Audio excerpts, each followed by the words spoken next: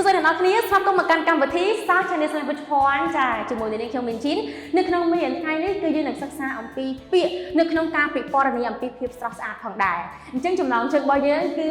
the words with the meaning beautiful ចាពាក្យជាមួយនឹងខ្លឹមសារនៃភាពស្រស់ស្អាតអញ្ចឹងទី1ចាគឺយើងនឹងសិក្សាអំពីគុណនាមពាក្យថា swai អញ្ចឹងយើងដឹងហើយ swai បកប្រែថាសង្ហាចឹងពាក្យថា swai នេះគឺ used to describe a man's appearance នៅក្នុងការពិពណ៌នាអំពីរូបសម្បត្តិរបស់មនុស្សប្រុសឧទាហរណ៍ប៉ាប៉ាយោតាហ្វាងយោស្វ័យឧទាហរណ៍លោកប៉ាមិនត្រឹមតែមានចិត្តទូលាយទេហើយថែមទាំងសង្ហាផងដែរចឹងតាហ្វាងស្មើនឹងពាក្យថាចិត្តទូលាយអូខេទី2 the adjective ខៀវលៀងចាខៀវលៀងគឺប្រើប្រាស់នៅក្នុងការពិពណ៌នាអំពីរូបសម្បត្តិរបស់មនុស្សស្រីប៉ុន្តែនៅក្នុងករណីមួយចំនួនចាក៏វាអាចប្រើប្រាស់នៅក្នុងការពិពណ៌នានៅ object ណាមួយឬក៏គេថាអពុតហេតុឬក៏ហេតុការណ៍អ្វីមួយផងដែរឧទាហរណ៍ nature clothes ឬក៏ place ចាធម្មជាតិស្លៀកបំពាក់ឬមួយក៏ទីតាំងអ្វីមួយឧទាហរណ៍那件连衣裙很漂亮ចាសំពត់ឬក៏រ៉ូបមួយនោះស្រស់ស្អាតខ្លាំងណាស់អូខេអញ្ចឹងទី3ចាពាក្យដែលយើងអាចពិពណ៌នាអំពីពាក្យថាស្រស់ស្អាតបានគឺយើងអាសាឮដែរណាពាក្យថា may អូខេអញ្ចឹងពាក្យថា may គឺ can be served as both an adjective ជាមួយនឹង a noun អាចវាមានខ្លឹមសារជាគុណនាមក៏បានមានខ្លឹមសារជានាមក៏បានដែរចាអញ្ចឹងយើងមកមើលអក្សរ may ដំបូងនេះអានេះគឺខ្ញុំសម្រាយរៀងវែងតិចណាអញ្ចឹងនៅពេលដែល may ដើរតួជា adjective នៅពេលដែល may នេះដើរតួជាគុណនាមគឺវាមាន2ខ្លឹមសារចាទី1ចា beautiful គឺវាប្រើចាជាទូទៅគឺសម្រាប់នៅក្នុងការពិពណ៌នានៅហេតុការណ៍ឬក៏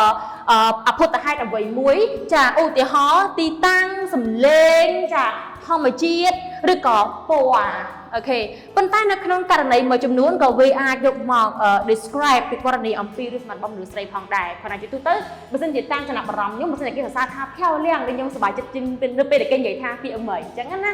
អូខេខុសនេះតិចតួចប៉ុន្តែចំណុចណាច្បាស់អាចធ្វើការ comment នៅខាងក្រោមវីដេអូយើងបានឧទាហរណ៍他的歌声很美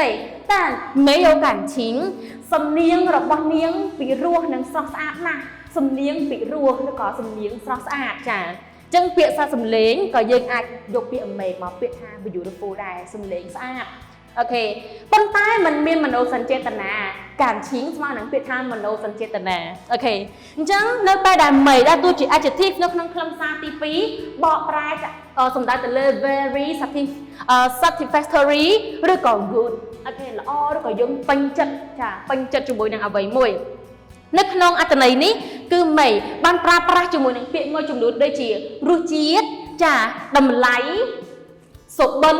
ចាឬមួយក៏ជីវិតអូខេអញ្ចឹងយកមកខ្ញុំយកសពល្អអញ្ចឹងក៏យើងប្រើពាក្យ may មឹងដែរលឺអត់ចាសុបិនល្អសុបិនស្អាតឧទាហរណ៍我的日子挺美 I am having a good day ចាថ្ងៃជីវិតរបស់ខ្ញុំ life របស់ខ្ញុំគឺល្អ something like this អូខេចុងក្រោយនៅពេលដែល may ដើរតួជានាមចាអញ្ចឹងនៅពេលហ្នឹងគឺធម្មតា beautiful គឺស្រស់ស្អាតអញ្ចឹង beauty គឺភាពស្រស់ស្អាតចាបកប្រែទៅជានាមចា